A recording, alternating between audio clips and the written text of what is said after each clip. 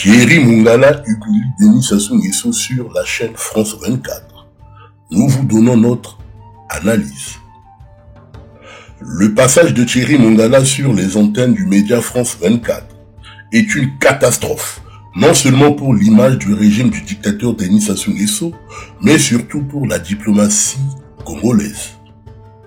En venant se justifier sur la décision de l'administration Trump d'inscrire le Congo sur une liste noire des pays dont les citoyens ne peuvent plus aller aux États-Unis, non seulement infantilise le pays, mais réduit l'image de Denis Sassou Nguesso à l'international. Cela fait 10 ans que notre invité côtoie les plus hautes sphères de la République du Congo, une décennie qu'il porte la parole du gouvernement, proche du président Denis Sassou Nguesso. Il est aussi ministre de la Communication et des Médias. On a beaucoup de questions à lui poser sur le travel ban de Trump, le positionnement de son pays dans la guerre en cours dans l'est du pays voisin, la République démocratique du Congo, et plus globalement sur les nouveaux équilibres mondiaux. Bonjour Thierry Mongala, merci d'être sur France 24. Le 5 juin, Donald Trump a placé la République du Congo sur liste noire, interdiction donc pour les ressortissants de votre pays de voyager aux États-Unis. 12 pays sont concernés au total par ce travel ban. D'abord, est-ce que vous avez été surpris? Absolument. Bonjour d'abord. Merci. Et nous avons été effectivement surpris parce que il n'y a aucune corrélation entre l'événement qui semble malheureux, un attentat dans le Colorado, qui semble avoir été à l'origine de cette mesure, qui touche ces 12 pays, dont le Congo. Il n'y a aucune corrélation parce que tout simplement, le Congo n'est pas un pays terroriste et n'abrite, bien entendu, aucun terroriste. Deuxièmement, une fois que nous avons lu le décret, parce que ce décret contient, pour chaque pays, les raisons pour lesquelles il est l'objet du travel ban.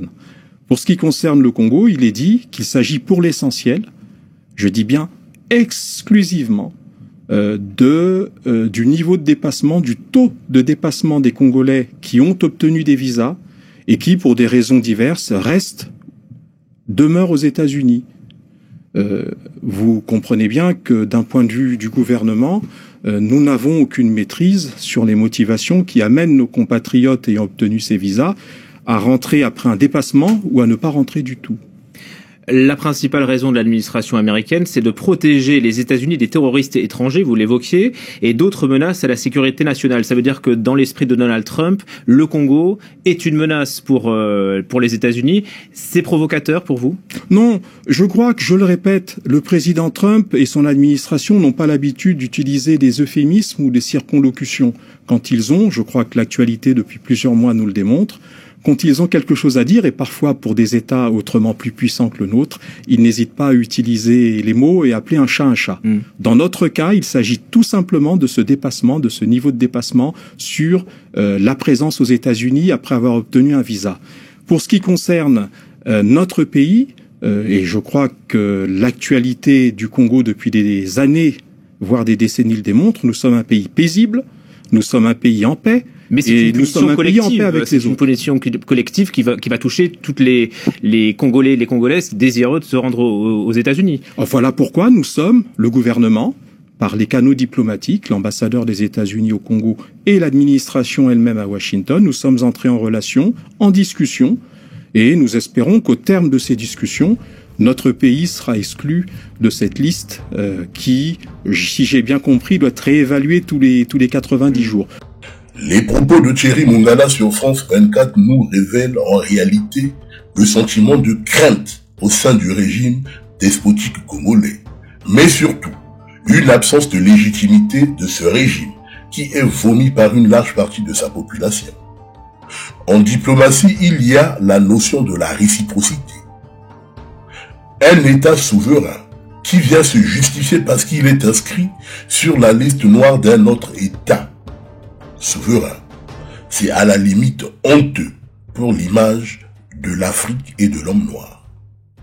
Certains pays africains aussi inscrits sur cette liste noire ont appliqué la réciprocité diplomatique.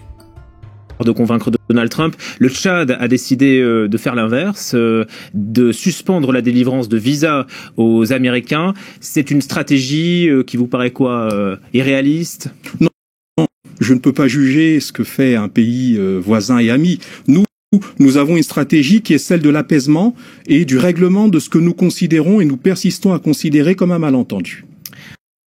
Ce que l'on reproche au régime du dictateur Denis Sassou Nguesso, c'est d'avoir vendu des passeports congolais, des passeports diplomatiques congolais à des terroristes du Hezbollah, libanais et syriens.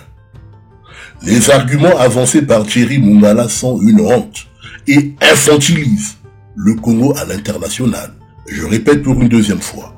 Les arguments apportés par Thierry Mongala sur le plateau de France 24 est une honte et infantilise le Congo à l'international. Denis Sassou Nguesso n'a jamais condamné le soutien du Rwanda de Paul Kagame au groupe terroriste M23. Lors d'une interview accordée à Marc Pellerman, journaliste de France 24, il avait refusé de condamner la prise de Goma par le groupe terroriste M23, soutenu par Paul Kagame.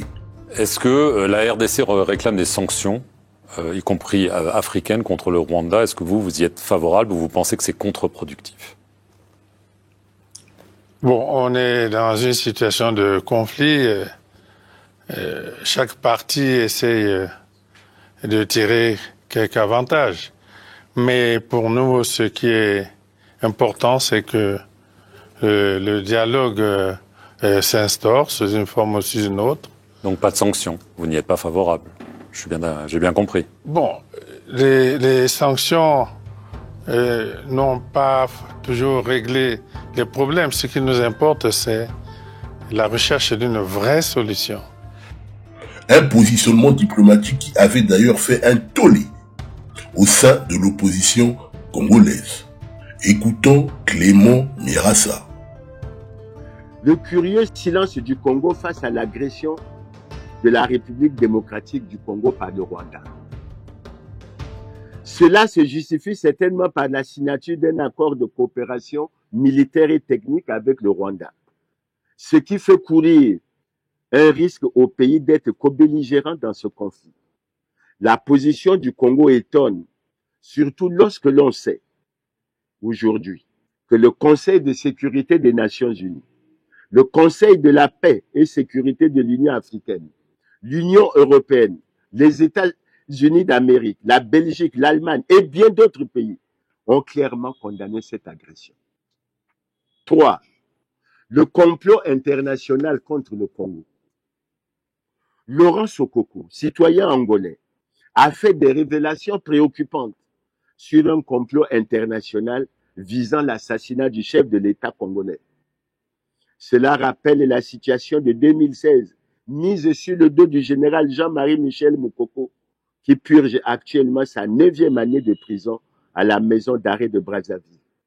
Véritable injustice et violation flagrante de l'article 15 de la Constitution selon lequel tous les Congolais sont égaux devant la loi et ont droit à la protection de l'État. Dans un autre créneau, Laurent Sokoko a fait état à travers des vidéos sur les réseaux sociaux d'une forte présence des militaires rwandais et des éléments du M23 sur notre territoire, particulièrement à Kanga-Michopo, dans le département de la Sanga, dans le département de la Cuvette et à Maluku.